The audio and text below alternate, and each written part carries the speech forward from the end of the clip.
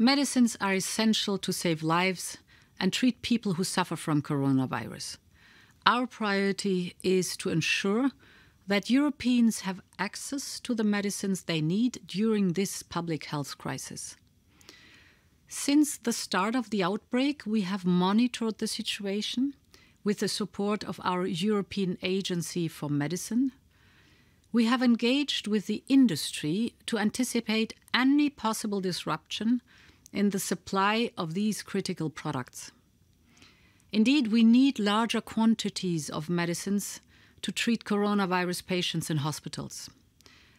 And this is why today we adopted guidelines to ensure that Europeans have access to affordable medicines during this crisis.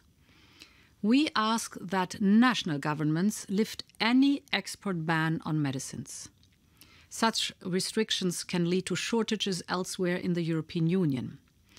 And it is equally important that they avoid stockpiling, because this prevents medicines from being in the pharmacies and the hospitals where they are needed. But we also need increased production of medicines. Industry needs to reorganize its supply chains and production lines accordingly, and we help the industry to do that, including by giving them some flexibility in regulation or facilitating state aid where possible.